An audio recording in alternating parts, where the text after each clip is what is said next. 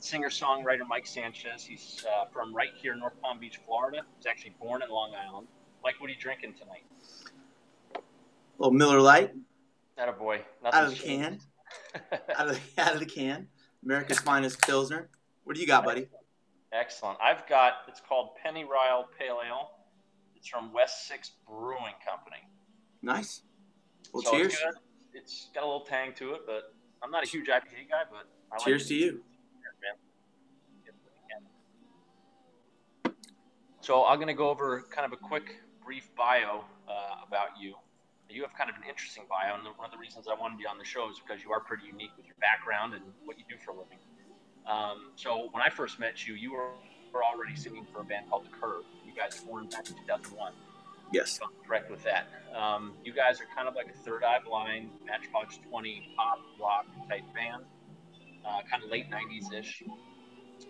Early in the 2000s, you took off pretty quickly, and you were headlining local concert venues like the Kelsey Club, Culture Room, Revolution Live.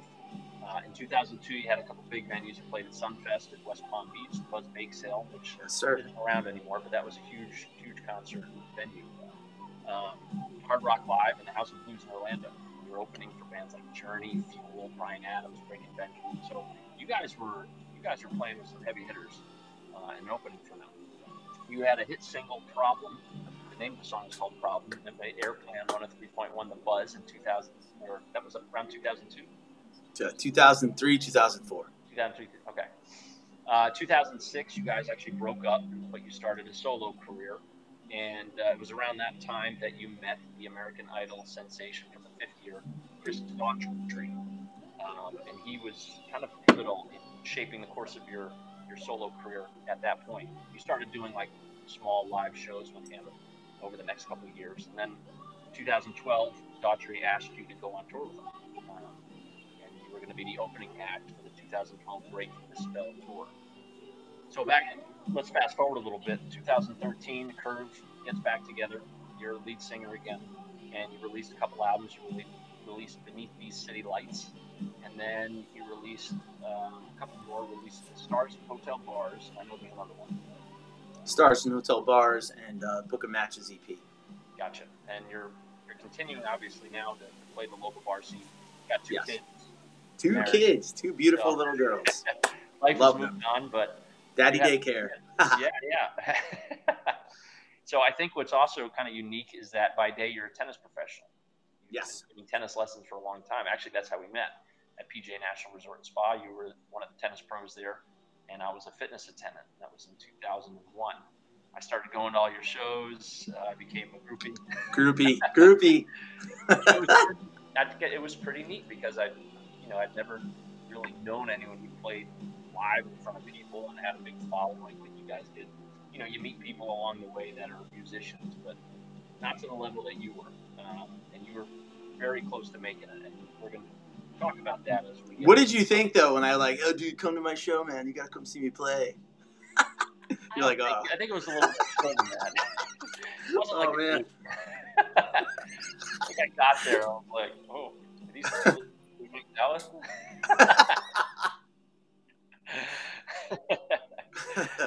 Oh man. So that's how we met, and so I think that was kind of pretty cool. And I've been obviously spending the whole time watching you play for the next couple of years after that, and seeing you play some of these big venues. It was always neat. We ended up obviously becoming really good friends. We were in each other's weddings, hanging out all the time, and just kind of moving on to the next chapter of life together, albeit separate, obviously. So, anything to add to that? Well, what about you're a big promoter of the band too. You were spreading that music. Like we were going up to Jersey and we were getting to the Northeast because of you. You were spreading the word. I invited you up there to play, I think. I also made a couple albums on my own dime to send out to my friends. Hello, Kinkos. Everything album. I was a big fan, man. You get caught up in the music. I think people that love music know what I'm talking about. You get caught up in it. You really want to be a part of it. So I kind of want to set the scene a little bit. We'll start this interview by going back to 2012. You just started on tour with Daughtry, Buffalo, first venue. There's 3,000 people there. Daughtry is a Grammy-nominated singer. His album, I think, is showing it a #1 song in the Billboard charts with "It's Not Over." He's a big deal, and he's playing in front of a lot of people. Now, this is about 4 or 5 years later after that release, I think. But as I understand, you had to open up acoustic, so you were by yourself. It's not like you had to fall back on it or anything like that. So, you know, I think I speak for other guys out there when they say at some point in their life, if they're into music, they imagine themselves like playing in front of people, playing like rock, ladies going crazy, all that stuff. How did it feel to open up for that many people, number one, which you probably played in front of before, but not with the pressure of opening up for an act like Chris and his band, and the fact that you were acoustic? Tell me how that felt. Do you want to throw up? Were you excited? What was it? It was, for the most part, it was almost like that fake it till you make it thing where I'm just going to go full speed ahead. I'm going to get to that first show. I'm going to make everything happen. Rehearsal the night before, and then boom, it's Buffalo. And it wasn't about the people. It was more about, number one, I hope I don't fall down. 2, I hope I don't forget the words. And 3, I hope I don't forget the chords.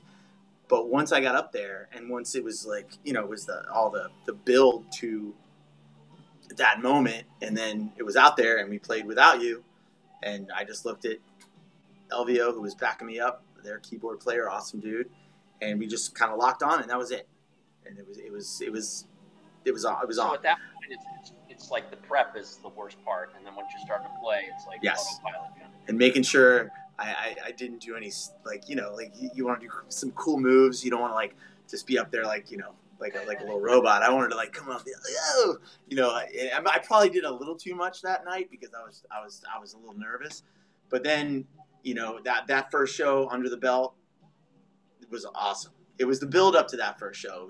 It was the getting on the plane and then talking to the guys and the slight rehearsal and trying to figure out the songs. We didn't have the song list picked till 2:00 in the morning of that day. Right. And these are all your own songs. Were these any that you wrote with Daughtry or anything like that? Yes. All three songs off the Grove and Third sessions. So Without You, Stuck in the Middle, and Midnight Getaway. Yeah. And which all you can get on iTunes on the Book of Matches EP live from West Point, New York. And we're gonna, it was just really pretty surreal. And then I mixed in another one of my songs that I did before. Occasionally I would do Stars in Hotel Bars or She Doesn't Know, and then I would do a Kings of Leon jam. And then the last song we'd always switch up. Me and LVO would go. We'd either play Night Ranger, or we play Journey or Bon Jovi. We just kind of feel the crowd out and say, all right, what are we going to end with? You know, we got to send them home happy, you know. So after the show, I'm assuming you went back to the hotel room early to bed, kind of hung out, maybe took notes on how you did. Well, after the show, it was party time because you got to get on the bus. You got to be on the bus at 1:00 in the morning, which that was all new to me that first day. It was all new. I didn't know that deal. I thought you're like, oh, you go back to the hotel after the show. Nope. You go to the bus and you sleep on the bus until you get to, and we crossed the border that night, actually. So we were in Canada the next 2 nights. Were you in a tour bus, tour van? Tour bus.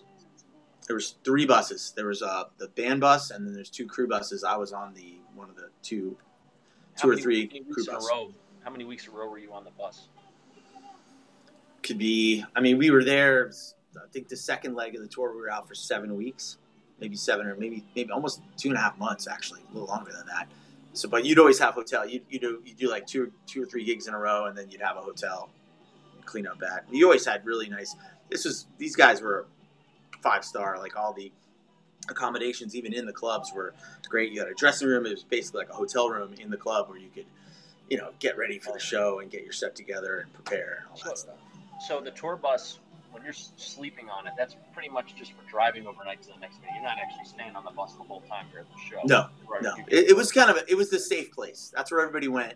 Like, you know, if you weren't having a good time inside, or if you didn't or if you were at a small venue that didn't have enough room for everyone, then the tour bus would be my dressing room. Right. So that was like our safe place. A lot of the crew would go there just to hang. You know, you watch TV there. That was your safe place. You go in your bunk, and that was your little like safe coffin. You could just sit there, listen to music, chill out. That was your safe haven. That was your shelter from the storm. How many guys did you share the bus with? That first time was, I think it was about 11 or 12 dudes. All good dudes. Met a lot of really awesome 11 or 12? Oh my gosh. But it seems like a lot, but it's not, because nobody's ever all like, in the same room. There's a room in the front, room in the back, and there's a bunch of beds in the middle. You're just making sure you don't step on anybody when you go to bed. In my mind, I'm picturing like an RV, but it's not. It's like like a Greyhound big bus. Yeah. You walk in, you got the driver's there doing his thing, and then you have a lounge in the front with a TV, and that's where the cooler is, and the couches, and the fridge, and the kitchen, and then you have in the middle. You have like a it's almost like coffins where you walk in, you pull the drapes, and you have like 3, 3, 3, and 3. So you have three beds, and then if you go past that, you have another lounge. It seems it was like a cruise ship. It was the space was very. Did you have any rules you had to abide by on the bus? Yeah. There was one major rule. That was the rule that was taught to me the first night. And this is a rule that I probably would have abided to anyway. But all right, so you're allowed to go number 1 on the bus, but number 2 is frowned upon in the world of rock and roll. So if you're gonna do number 2, you just better wait till you get to the next truck stop there. So no eating. Yeah, then you would alter your diet a little bit. You would say, all right, well, we're going to be in the bus for about 12 hours on the way to Salt Lake City. I'm probably not going to have that cheesesteak before I get on the bus. So were you hanging out with Daughtry a lot during the tour, or was it mostly just kind of business where it was like you would open for him, he'd be doing his whole thing, getting ready? And then no, it went in waves, but I felt like for the most part we all, like, I had a unique relationship with all the different guys in the band. Right. But I felt like Chris and I would always hook up at one point, especially if we had a day off. If we'd hang out before the show, he was always busy. He had a lot going on. But like at a hotel, a day off, we'd always text each other, hey, what's going on? We'd go grab dinner or something like that. But I had a cool thing with all the guys. Like, I'd go to breakfast with one of the dudes, and I'd go to lunch with this dude. I really enjoyed that time because I developed so many new friendships and I had so many questions. I was just, think about me being the rookie. I was like the rookie. I was 36 years old, rookie on the tour, and I have all these questions. My mind's going a million miles a minute. These guys have been on the road for 6 years, so they're like, ugh. But they were excited to tell me, like, oh, all right, we got this new guy, that's new, and let's fill him in on some of the stuff. So yeah. What were some of the cool areas you guys went on that tour? Oh, dude, we covered. I think I knocked off about. Is this like 40, North America, all of North America and Canada? Yeah, Canada, North America, no Mexico. We didn't go down to Mexico, but we were in Canada about 5 or 6 shows. Mm-hmm. Yeah, so I knocked off about 44 states. So I've been off 44 states. There's a couple I gotta get to. So what was your favorite venue? It had to be the Ryman in Nashville. It was like the church of rock and roll. It was when you walked in. I mean, there's it's not seats, it's pews, because it was a church.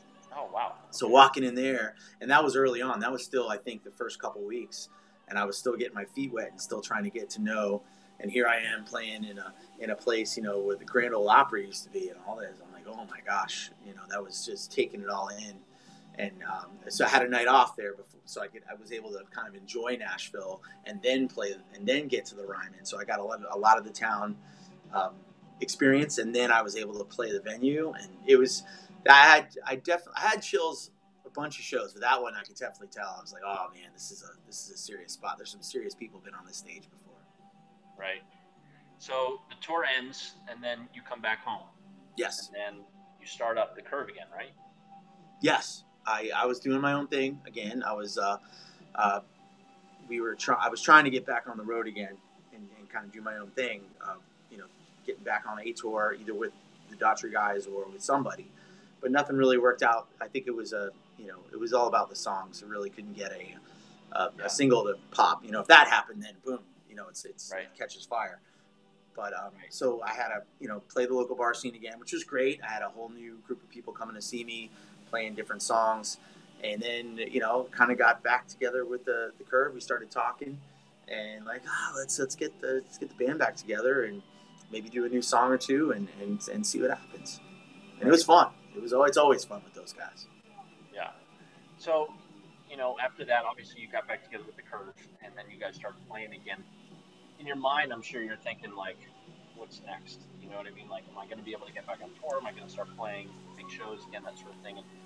And so, since I've known you, you've had a lot of, I don't want to say opportunities, but there's been times that you've come close, where either you've had auditions with some big bands, for the lead singer. Fuel comes to mind.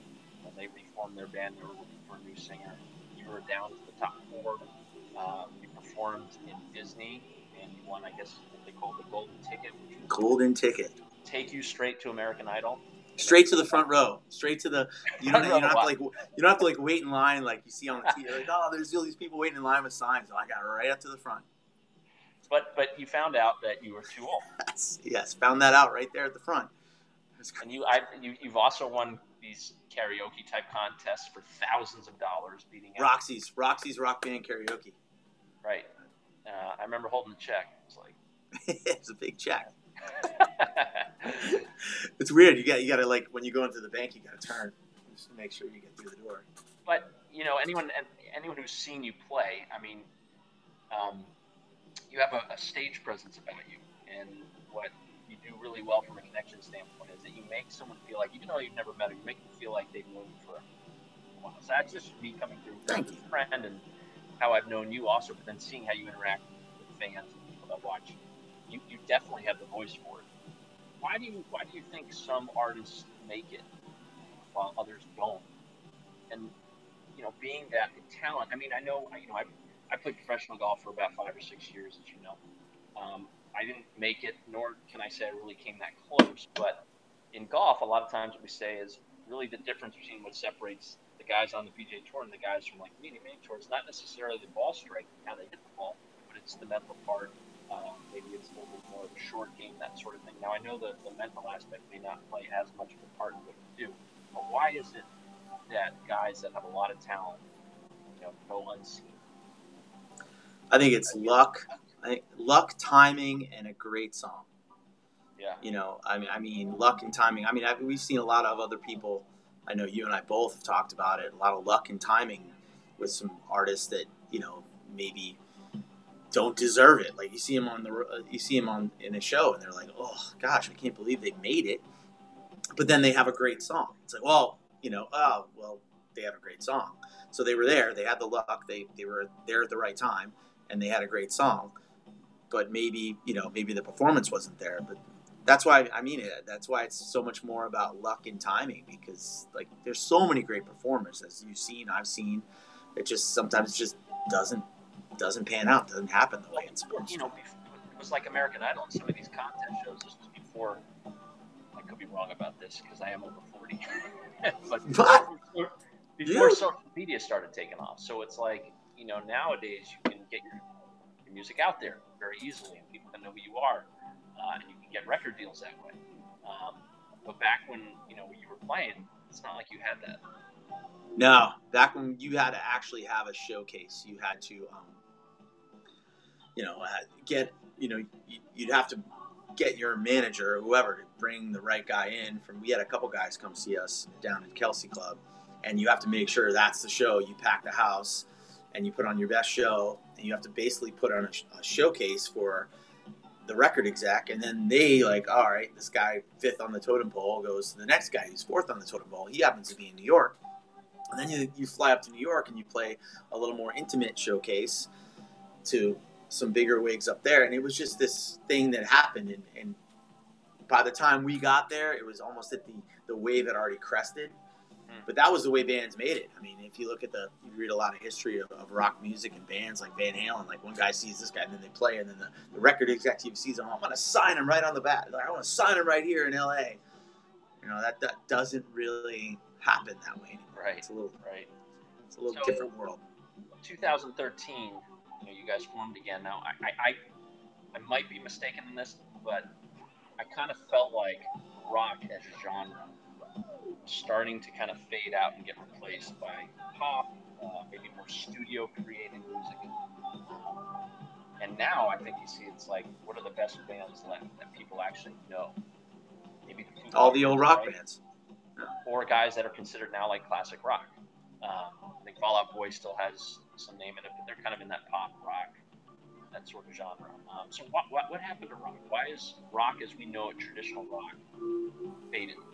I think because, like, kind of what we talked about, it's just doing the showcase. You know, you have the full band. You have a band that you created yourself, and you're doing a showcase. This is our gift to you. This is our product, and we're giving it to you. And it's so hard to do that now. There's not that many rock clubs anymore, and I just feel like it's all about the single and the song and the artist, and and these kids nowadays, you could record a record in your basement or your bedroom. Right. You could send that record, and you could put that record on YouTube. You don't have to play a showcase. You can just put it on YouTube and get it in the right, get enough likes and circulation when some kid turns it off to something else, and all of a sudden it catches fire, and then then someone gets a hold of it. It's like, wow, this is already this is a done deal. Like, yeah. I've got the golden ticket right here as a Sony executive or whoever's still left, and like, I'm just gonna basically tell this person I'm gonna make their records and make money on the tour. Right. I think it's a statement too that how music is continually evolving. It's yes. How many times you hear your parents like, "Oh, I can't listen to that trash when you were a kid," that sort of thing. Now you're probably saying that. You'll be saying that to Sadie. How can you listen to that crap? I'm already saying it. I'm already watching some of the stuff that she likes, and I'm sitting there going, well, I mean, the Wiggles are, they're a classic for sure. But, some of the other stuff that I could see happening, but that's just, it's just how it changes. Sign of the times. But I feel like the genre itself, rock, might be slipping a little bit. I think it'll come back. It always does. I mean, in the 70s, rock and roll was just nonstop. I mean, you had bands continuing from the late 60s, up at the Eagles and all these great bands all the way through the Beatles, and the Beatles broke up, and you had Lennon and McCartney and George and Ringo and everybody doing their own thing, and Boston, and just so many amazing bands in the 70s. And then the 80s, it kind of, if you notice, the 80s kind of got in the very beginning, you had bands, it kind of backed off of the actual rock and roll, a little bit more electronic, like so many one-hit wonders of the 80s. Yeah. Oh, yeah.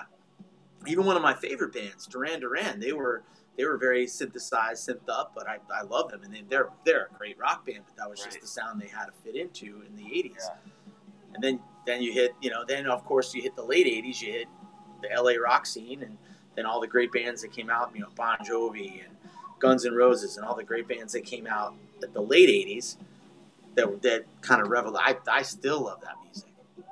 Yeah. It's really interesting how it does evolve too, because I know my music taste has changed a little bit too. But hopefully it does come back, and we get some great rock bands soon that become a little bit more mainstream. I think there will. There's a really, really awesome rock band. They're still making the Greta Van Fleet. These kids are, they're like teenagers or early 20s, and they sound like Led Zeppelin, and people diss them for that. They're like, these sound too much like Zeppelin. I'm like, whoa, is that a bad thing? I mean, no one sounded like Zeppelin for 50 years. I mean, that's killer. That's very true. So you've had your music out there. You mentioned earlier you got some songs on iTunes, that sort of thing. What are your thoughts on some of these digital streaming devices, Spotify? I know there's been artists in the past that have refused to put their music up there, either for the reason, I guess, that they don't get compensated fairly, or I'm not really sure why. First of all, why? Why is it that some of these artists have done that? And also, how do you feel about it? Is that something that you have your music on? Well, I think they and I kind of hung on to the fact of selling records. It's like, I just want to sell a record. I want to sell a record. I want to give people an actual physical product. And I think a lot of artists were hanging on to that. Like, go to the record town on Tuesdays and grab my CD or whatever. And those days are gone. It's singles market now. So, you get on Spotify, you get on Pandora, you get on Amazon Music and Apple Music and all these things. And I feel like you'll get a wider audience, but I feel like you really have a short window to grab them. Because they could just skip you. If they don't like your song in 20 seconds, if they got premium, they could just skip you real quick, and then you don't get paid. So how do you get paid? How do you get paid off of something like Spotify? You get paid off of spins. So however many times that's why you want to get on playlists and you get more spins and make sure the song is completed and spread out to different people and you get paid per spin. So you get quarterly royalties for that. So then the more hits you get or spins, as you say, does that kind of vault you up a little bit more so people can? Oh yeah, like if somehow you can get on a playlist, you know, like these influencers get you on a playlist and they get with all their other people that can spread it out. You know, kind of like basically, it's just like back in the day, except you don't have mixtape CDs anymore. You have you have digital files you send to people or playlists. Like, oh, I'm going to sing this playlist. There's a couple good new artists on it. And you listen to it. Oh, that guy Sanchez is okay. Let's send it to him. Awesome. I name dropped myself there. It's okay. It's fine. You are being interviewed. It's true. To name drop yourself while you're talking. Cheers to that. So a couple questions I think might be interesting to know. What's your most embarrassing moment while on stage? While performing, whatever. Most embarrassing. Is it okay? Are we talking about like falling off the stage, or it could be a physical injury? It could be something that happened with the guys in your band. I'll leave it up to you. All right, then there's two. They're tied for first. So I remember playing a gig in Gainesville. We were opening up for a band called Stroke 9. Yeah, sure. And it was a place called, I believe it was Gator City. Yeah, Gator City. That was, I've been to that. And I was doing some stupid idiot thing because back then, you think you're superhuman, and I jumped off the stage to dance and sing and do my thing, and I jumped back onto the stage and I jumped on to a speaker stand and there was a rug on it, and the rug went whoosh, and I went pow right on the back of my head. Now I don't know if it was adrenaline, but I sprung back up. I probably had a concussion for sure, but I sprung back up and I finished the show and I just did it and I pretended like it didn't happen. Nope, nothing happened there. Did you get a lot of high fives after? Like, nice job, man. Good fall. There was a lot of laughing. I mean, the guys were all looking at me. I could see the guys in the band go, oh my gosh. They're just all their heads are down. Like, they were not so much concerned as if I was okay. Because if I wasn't okay, I would have stayed on the ground and rolled around for a while. But I must have been fine because I sprung back up. So was that the 8 jacks you had? Yeah. I just heel kicked back up and finished the show. Now, the other embarrassing, it really wasn't embarrassing. It was more, it was like, oh, I can't believe they got me. In the concert industry, there's a tradition of the headlining band always kind of doing something or pranking the opening act on the last show of the tour. It's a thing. It's always happened. You can look it up online. It's a thing. You prank the opening band, do something to them on stage. So. Last show of the one leg, and we did it there because it was the last show with me. It was with Daughtry, Safety Suit, and me. And it was Des Moines, Iowa. And I was ready to go on stage. I'm like, all right, guys, see you. This last show, feeling good. Pow! And they're like, no, man. Why don't you wait here with us and have a couple drinks? And I said, what? You kidding? I cannot miss the stage. I'm 7:25. I got to get up there.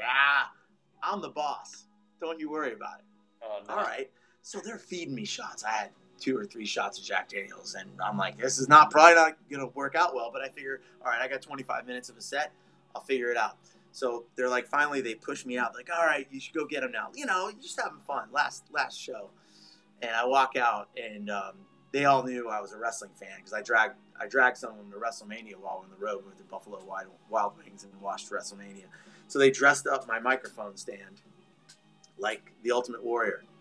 So I walk out on the stage and I dress up the microphone stand like they dressed up the microphone stand like the Ultimate Warrior. And behind me on a big screen was, don't make any noise. Silence. We're pranking Mike Sanchez. And then through the loudspeakers they played crickets. So I walked out there, and I didn't know what was going on, because usually, the first act walks out, and you're like, the people are just happy something's going on. Like, oh my God, finally something's going on. So I walk out there, and all of a sudden I hear silence and crickets. And so, did you actually hear the crickets, or did you have? Yeah. Oh, they played them loud. They played them through the front and the monitors and everything. Crickets. Oh my God. Yeah. That's great. Tumbleweeds going by and everything. Tumbleweeds. And specifically, you hear every now and then you hear someone go, ah! But for the most part, how long did that last? Keep quiet. The whole first song, I was mortified. I didn't know. And then, like maybe I take that back. About halfway through the song, I looked back and I saw that there was something on the screen. And when I looked back, it went away. I'm like, all right. And then I finished the song, and I think I said, "Don't make any noise. Don't say a word. I know you're not supposed to." And that's when it was like pretty killer. All right, so best venue you've ever played? I think you answered this earlier, but I think iconic concert hall that you played, or the Ryman for sure. Nashville history, rock history. I would have said Red Rocks if I ever had a chance to play Red Rocks, but no. Did you play anywhere in New York or LA? Played Hammerstein Ballroom in New York, which is another great. I was so excited for that show. It was a great show. I think I didn't sleep the whole time I was in New York because I was so excited to play in New York City. Yeah, I can imagine. What is your drink of choice? Do you have a pregame? So the pregame used to be these guys. I would just drink about a couple of these and get ready. And then I noticed I would, get to the end of the set, and I'd be feeling a little raspy, a little dry. And then I asked the master, I asked Chris, I'm like, Chris, what's the deal? Like, why is this happening? He's like, why are you drinking beer? I'm like, oh, no, this is what I got. He's like, tell you what, lay off the beer. You want a little bit of whiskey and Coke, and that's it. And that'll get your throat ready. It'll take off the edge. You'll be fine. And I haven't looked back ever since. Ever since that happened. Nice advice. It's been wheels up. So, best album? Best album. You had one album. Well, I guess you'd say probably most influential, or something that you'll just put in at any time. All right, most influential. When I was a kid and I got my allowance for the first time and I was allowed to go to the Pompano Beach Mall and I went to Record Town, I bought 2 tapes. I bought Michael Jackson Thriller and Van Halen 1984. And I would say Van Halen 1984 would kind of shaped me as an artist because I thought David Lee Roth was one of the coolest singers of all time, and Eddie Van Halen just shredding guitars, and Michael Anthony and Alex Van Halen. It was the perfect situation, and I went more in that direction. Yeah, I liked Thriller. Thriller was awesome, but I went in that 1984 direction. Greatest album of all time.